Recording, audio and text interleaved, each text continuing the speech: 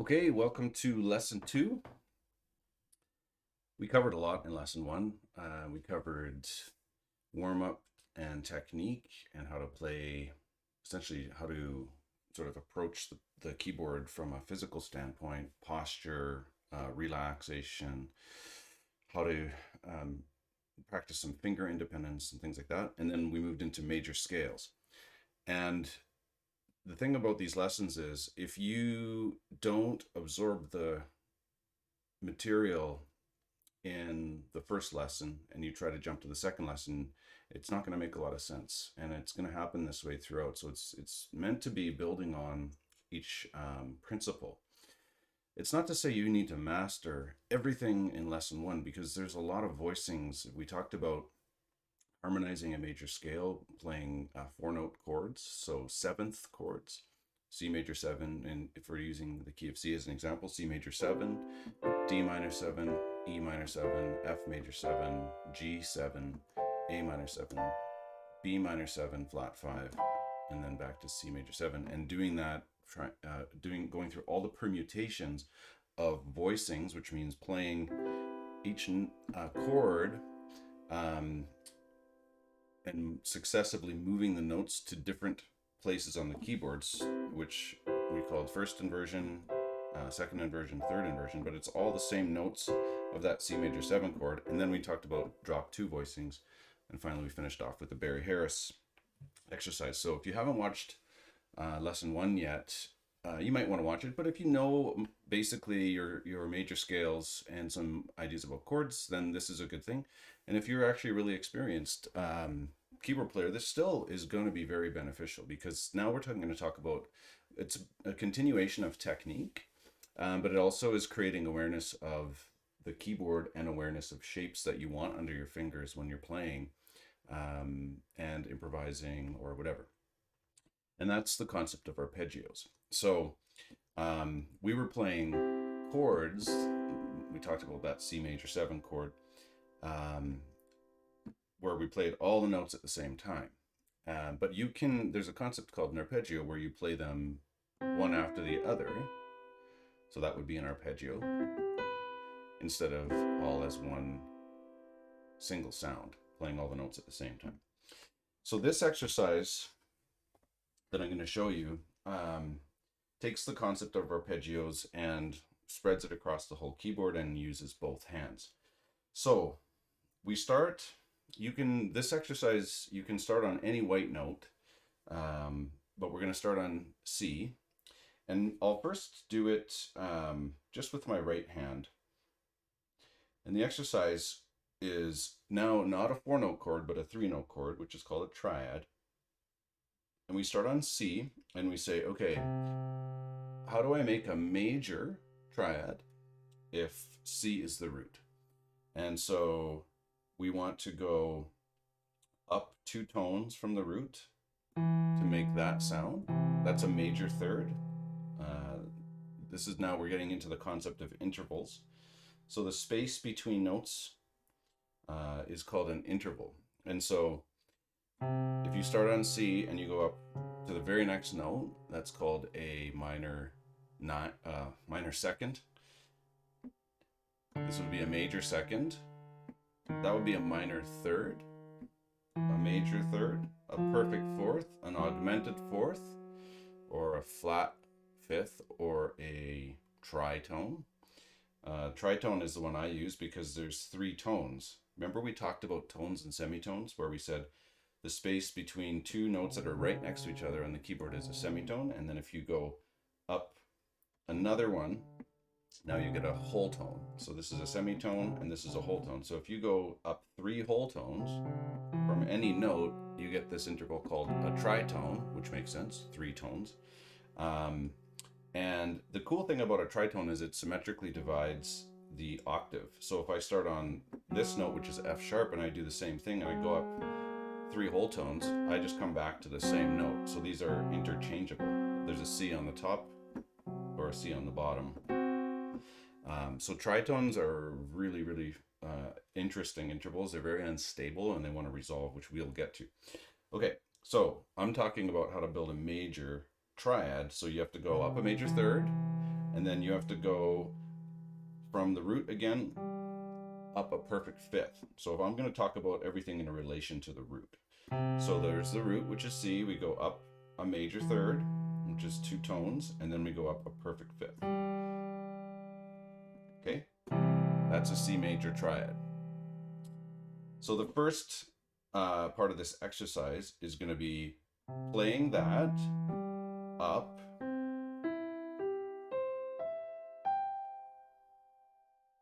four octaves.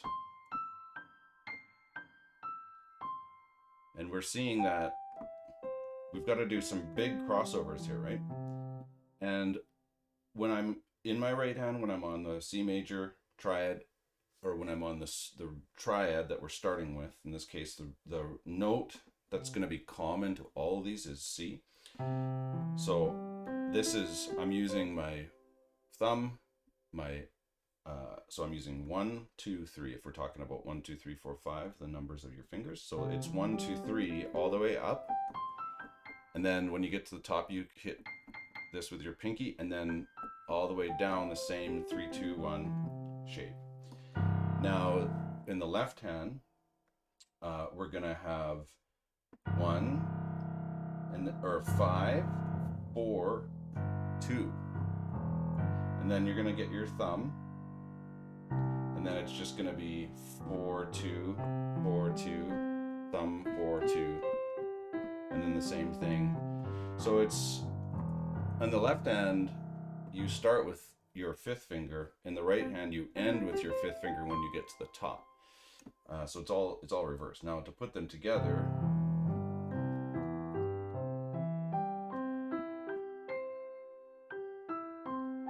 now did I say 4 octaves? That's 1, 2, 3. Yeah, I think that's 4. Now what you want to do here, I'll go slow, and I made a few glitches. Once again, you don't want to go too fast, and you want to try and stay very relaxed, and you're trying to get this crossover thing happening pretty effortlessly. You don't want to be exaggerating with your elbows, kicking them out, twisting your wrist too much to make it happen. So that would be the first step, where we say C is the root. Now what happens if C now becomes the third of a major triad? Well, we said the way to build a major triad is start with the root, go up a major third, and then go up a perfect fifth. So if C is now no longer the root, it means it's gonna have a different root that's a major third away. If C is the third, C is a major third away from the real root, which in this case is going to be A flat. Because if you look, that's a tone, and that's another tone.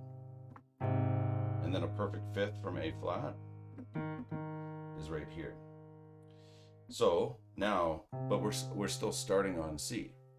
So we can't go to A flat because there's this note in between. These are the 3 notes that we're dealing with, right? So if we're starting on the C, which is the third of the A flat, I think I was saying A major, I meant A flat major triad. Then we're gonna have to go to the 5th, which is E flat, and then to the root, which is A flat, with our 4th finger, because there's a bigger space, you see. It wouldn't make sense to try and do that.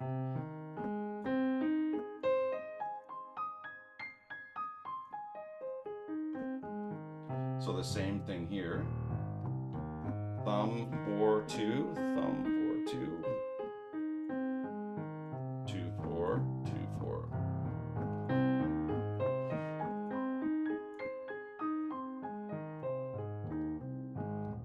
Well, I remember reading an Oscar Peterson interview. I have a sip of tea here, where he said one of his teachers was very adamant that, and maybe it was something that he just later became, he had a pretty strong opinion about this, was when you play arpeggios, it should sound like all one volume, and it should sound very smooth. So even that was subtle, but my thumb, because you're doing this big motion here, And it's not very natural to kind of always have a heavier sound when your thumb's hitting. But we don't want that. We want it.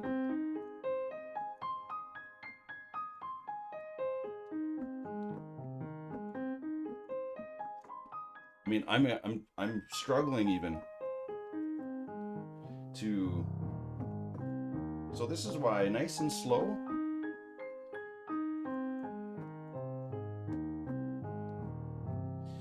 To try to make sure that it's even and consistent. You know, you might want to go really slow and just be concentrating on that smoothness of crossover and the smoothness of sound. Okay, and now we get to where C is, there's 3 notes in a major triad. There's the root, there's the third, and there's the fifth. So if C is the fifth, that means it's a perfect fifth away from the root, which is down here, F. And that would mean that if we go up 2 tones from F to find the third, that's our note, that's our chord there. But we're starting on the C, and we know we have F and A, so we're gonna go C, F, A. And I think this one I use my 4th finger, so 1, 2, 4 again. And this is pretty intuitive. You just have to find where your hand is not doing unnatural stretches. And in this case, it would be 3, 2.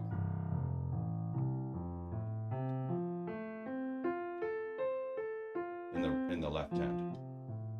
That's the most natural shape. Because if I played 4, it's too big of a stretch. So let's put those together. And once again, we're trying to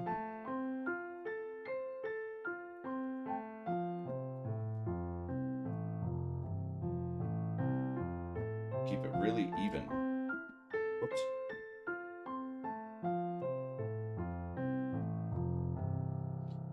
Okay, so those are the major triads. Now we do the same thing with minor triads. So the only difference between a major triad, in this case C major, and a minor triad is instead of a major third interval between the root and the third, we change that to a minor third interval, which is now 1.5 tones. It's not 2 whole tones. It's a tone and then a half. So it's basically you take this third and you lower it by a half step, but you keep the fifth the same. People would say that's a happy sound and that's a sad sound. Okay, so that's now our new thing. And what's going to happen is a subtle difference here. Just the fact that this note is a little bit closer to C creates different spacing when you get into the other inversions or the other versions of these triads, because it'll change the fingering. So here we're still gonna do 2, 4. We could actually do 2, 3. I have it written down here somewhere. Let's see. Just to be sure that I actually have the that I have this correct. I don't want to tell you the wrong fingerings. Okay, so let's open this up, and when we're on a minor triad, the right hand is actually, instead of 4, it's 3. So I'm glad I checked. So 1, 2, 3, 1, 2, 3, 1, 2, 3, 5. And then in the left hand for the minor triad, it's 2, 4. Because, you know, that's just the most natural. Okay, so like this.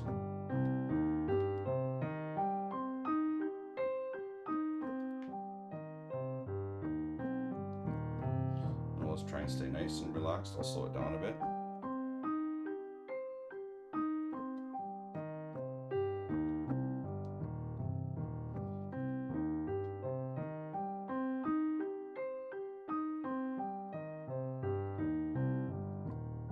That would be the C minor triad.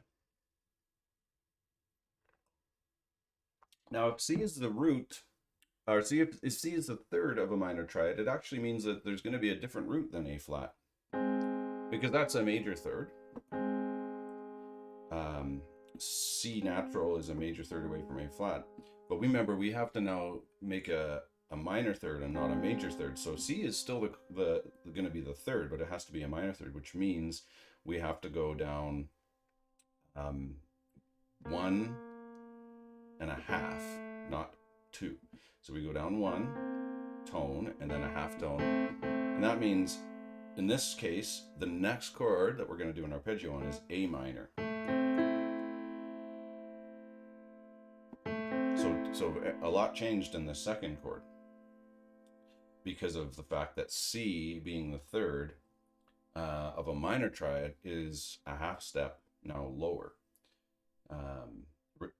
relative to the root than it would have been on a major triad.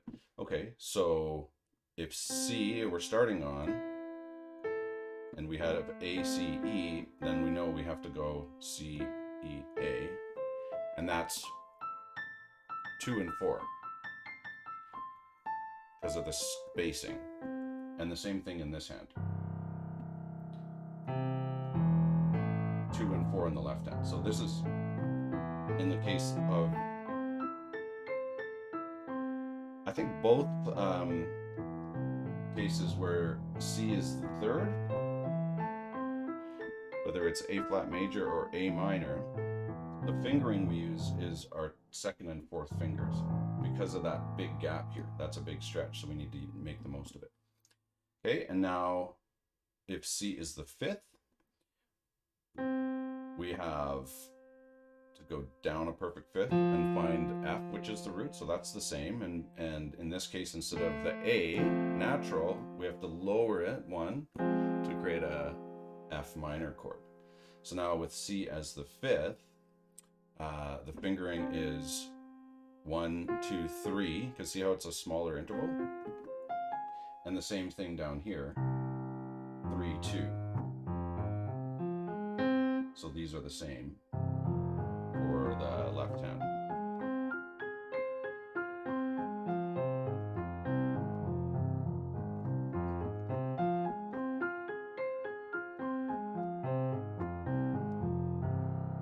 Okay, so that looks like this for the major, or for the minor triads. This is the way I practice it. I like to do it at least twice, up and down twice, and then I switch. Then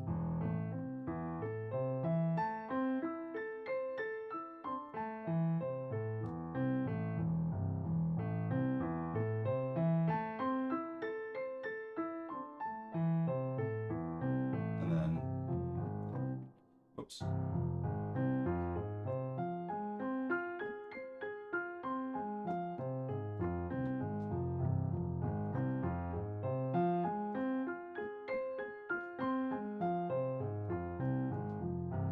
Okay, so those are the major and the minor triads, and then there's one last, actually two last chord qualities that we want to cover. We're going to go to a 4-note chord here, which is the C7, or the C dominant 7. If you remember from lesson 1, when we went up the major scale,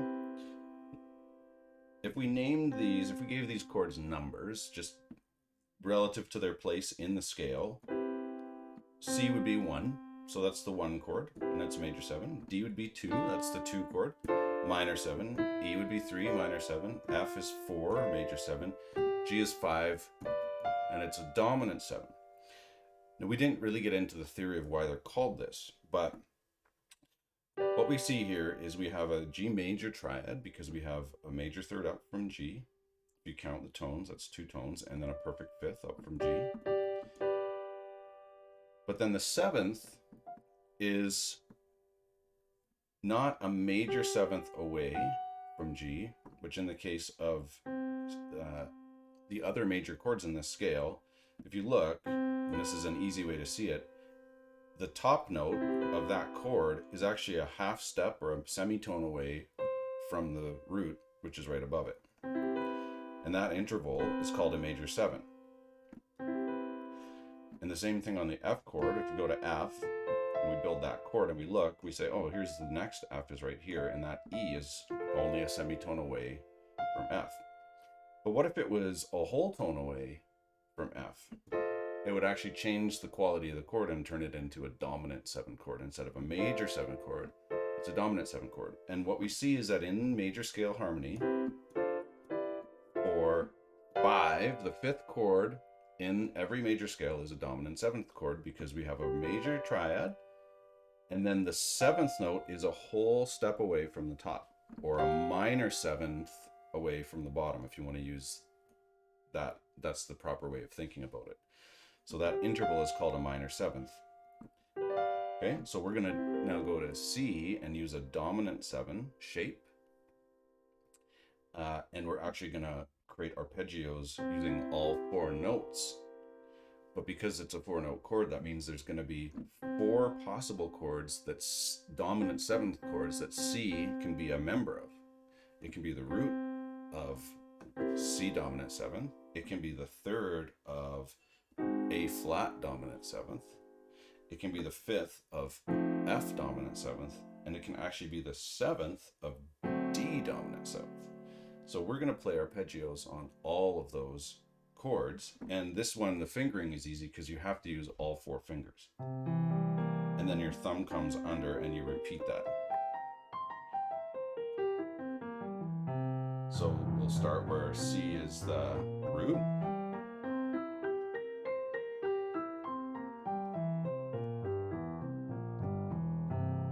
And now where it's the 3rd, this is the A flat, dominant 7th chord. If I just do that and go up the intervals, eventually we get to A flat, dominant 7th in root position.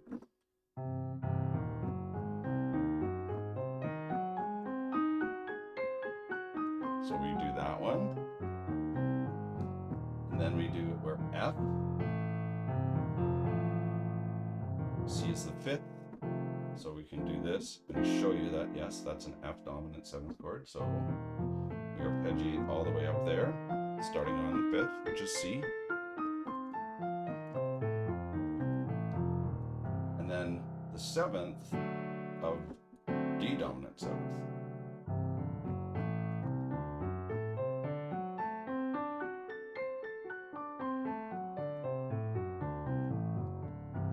Okay, so now we've got the major triads, the minor triads, and then the dominant 7th chords,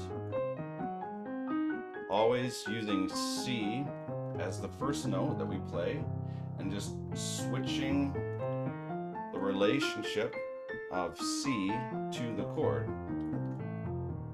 C is the root.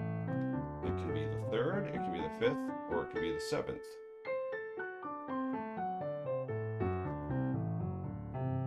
Okay, and then the last chord that we practice with these arpeggios is the diminished chord.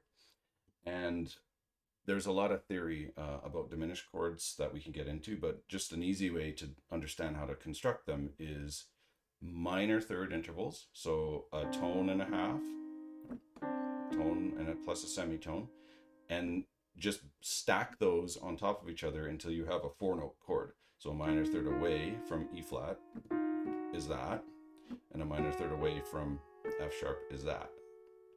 So we've got that minor 3rd, that minor 3rd, and that minor 3rd, and that creates a diminished chord. The cool thing about diminished chords is they're symmetrical, so that means that in every inversion on a different root, it's the same. So C diminished 7 is actually also E flat diminished 7, because there is actually no real inversion. You don't say C diminished 7 in first inversion, you just call this a new diminished chord because it's symmetrical.